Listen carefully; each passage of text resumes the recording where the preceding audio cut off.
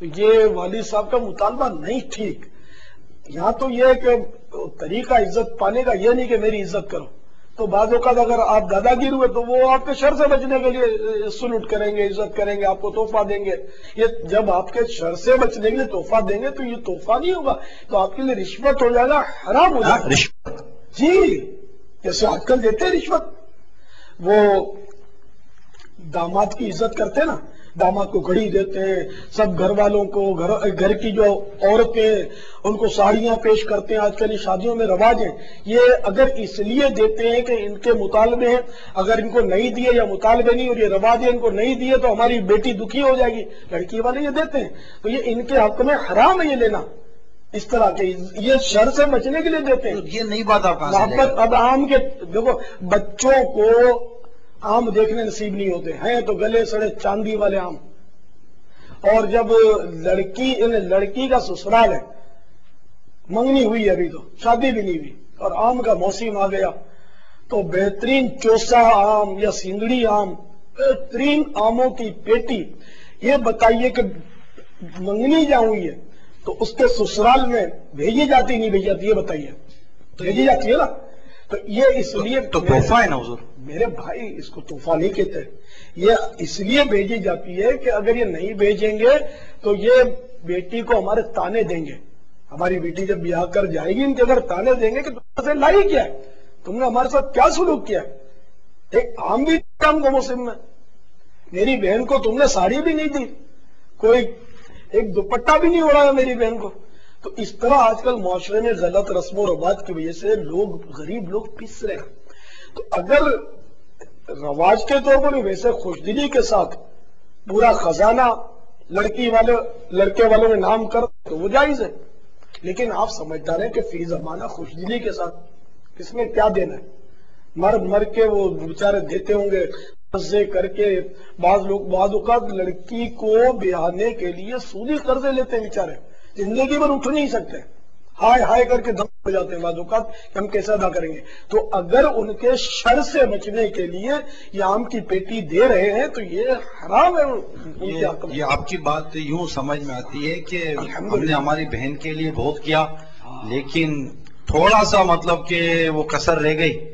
وہ حج کر کر آئے تھے سسرال والے تو وہ ہمارے مطلب والد اور والدہ حج کر آئے تھے تو وہ دے نہیں سکے بہن کے گھر. ہم اتنے زیادہ مطلب مضبوط لوگ نہیں ہیں تو وہ بہن کے گھر پہ دے نہیں سکے جو دینا تھا تو ہماری بہن کو طلاق ہو گئی. ضرور دیکھا آپ خود تجربہ کار ہے کہ آپ ایک بہن کے بھائی ہیں، ٹھیک ہے نا، کہ وہاں حج میں بھی قیمتی مسلح، قیمتی پتھر کی تسبیح ہو تو بہت ساری مدینہ پاک کی کھجوریں دینی پڑتی ہیں.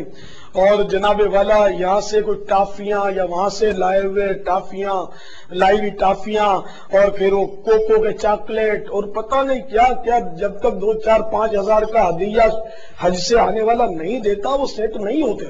بچے کے منہ سے کافی چھین کر بھی سسرال کے منہ میں ڈالنی پڑتی ہے. میرے بھائی بیچارے سب لوگ مالدار نہیں ہے نا.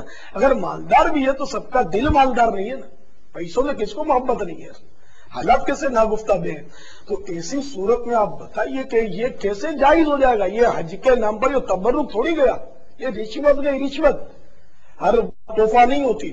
حضرت سیدنا عمر بن عبد العزیز رضی اللہ تعالیٰ عنہ کا واقعہ میں آپ کو بخاری شریف کا سناتا ہوں. بخاری شریف میں تو ایک باقاعدہ باب ہے. باب سے کیا مراد؟ چیپٹر، باقاعدہ چیپٹر ہے کہ تحفہ کب رشوت بنتا ہے. یہ چیپٹر ہے. آپ نے تحفہ ہے تو ہر بات کو تحفہ نہیں کہتے، تو بظاہر تحفہ لیکن یہ تحفہ بھی رشوت بن سکتا ہے. تو باب ہے تحفہ کب رشوت بنتا ہے. تو اس کے تحت سیدنا عمر بن عبد العزیز رضی اللہ تعالی اور وہ حکایت کچھ اس طرح ہے کہ حضرت سیدنا عمر بن عبد العزیز رضی اللہ تعالیٰ عنہ جو خلیفہ تھے اور عمر ثانی کے لقب سے ملقب ہیں، بہت پرہیزگار اور بڑے خدا رسیدہ بزرگ تھے، اب تابعی تھے. ان کو سیب کھانے کی خواہش ہوئی اپنے خادم سے، اس کا اظہار فرمایا آپ نے. خیر یہ دورے پر تھے. اب آپ پوچھیں گے دورہ بھی کیا ہوتا ہے؟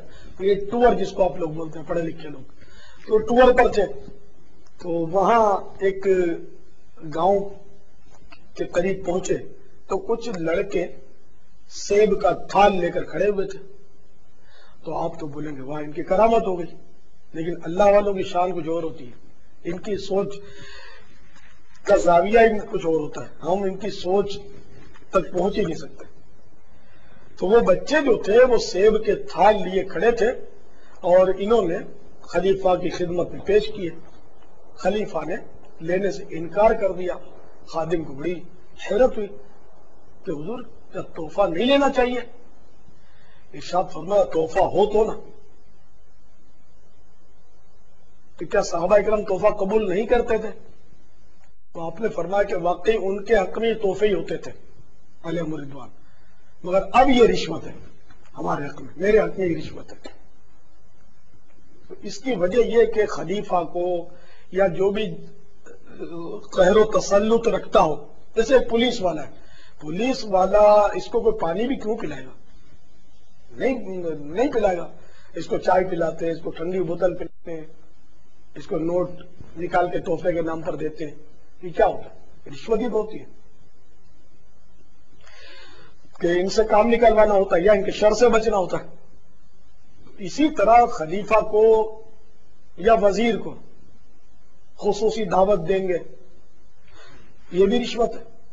کہ اس طرح سے یہ M N A M P A یہ سب خوش ہوتے ہیں کہ ہماری دعوتیں ہوتی ہیں. یہ خود سوچے نا، یہ بیچارے دوڑ کے چلے جاتے ہیں، مرغی مسلم اپنے مطلب انڈیل لیتے ہیں پیٹ میں. یہ سوچتے نہیں ہے کہ جس دن سیٹ سے اترے نا اس دن کوئی مطلب پانی بھی نہیں پلائے گا اپنے کو. تو یہ مجھے دعوت نہیں دے رہے خصوصی، یہ میری سیٹ کو دعوت دے رہے ہیں. کیا ان کو نہیں سمجھ آتی ہوگی؟ باغ کا جگہ پہنچ کر تصویریں کھنچواتے کہ ہماری خصوصی دعوت ہو گئی اور ہمیں یہ تحفہ ملا، ہمیں وہ تحفہ ملا، اور یہ چلا آ رہا ہے تحفہ لے کر وہ تحفہ. رشوتیں تو ہوتی ہیں یار، آپ سوچو نا. اگر سیٹ پر نہ ہوتے تو کوئی ان کو تحفے تھوڑی دیتا.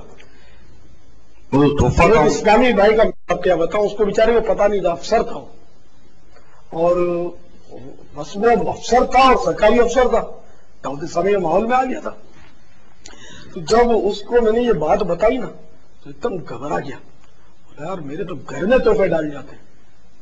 ظاہر میں تم کو تھوڑی دیتے ہیں، تمہاری سیٹ کو دیتے ہیں، تمہاری سیٹ سے یہ فائدے اٹھاتے ہیں، تمہارے سے کام نکلواتے ہیں.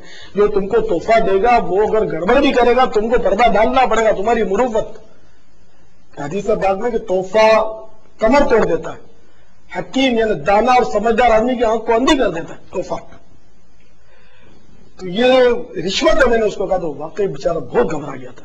بولا میں کیا کروں، نوکری چھوڑ دوں، کیا کروں، میری تو حالت خراب ہوئی. اس کی خوف خدا پیدا ہو گیا. تو جس طرح آپ ماشاءاللہ ہر بات قبول کرتے جا رہے ہیں جو خوف خدا سے متعلق ہے، حدیث شریف آتی ہے تو آپ بالکل اپیل نہیں کرتے، فوراً الحمدللہ مان لیتے. تو اس لیے میں عرض کر رہا ہوں کہ یہ جو معاملات ہیں آپ کے کہ ہم کو یوں دعوت دیں اور یوں نہ دیں اور اس طرح کرے اور اس طرح کرے، یہ مطالبات نہیں ٹھیک. بلکہ اگر یہ اچھی طرح دعوت نہیں بھی دیتے تو آپ اچھی طرح دعوت دے دیں تو محبت بڑھ جائے گی. یعنی اگر وہ تھوڑا سا تنگتا ہے تو آپ زیادہ تنگ جاتے ہیں تو پھر تو فاصلے بڑھتے چلے جائیں گے. تو کبھی بھی محبت کی بنیادیں استوار نہیں ہوں گی. ٹھیک ہے نا.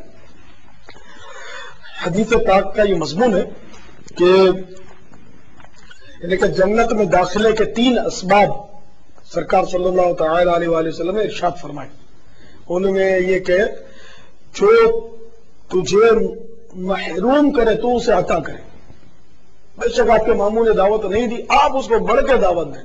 اس نے خالی کارڈ بھیج دیا، آپ وفد لے کر کارڈ اس کو پیش کریں اور لجاجت کے ساتھ اس کو دعوت دے کہ آپ کو آنا پڑے گا. نہیں آپ کو آنا پڑے گا. اب مدنی ضد کریں اس کے سامنے.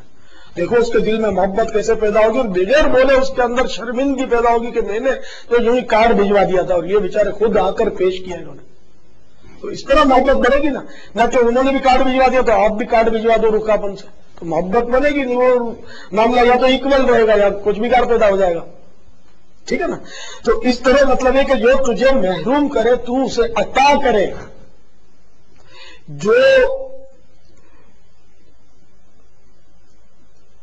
جو تجھ سے کاٹے تو جو تجھ سے توڑے تو اس سے جوڑے، جو تجھ پر ظلم کرے تو اسے معاف کر دے.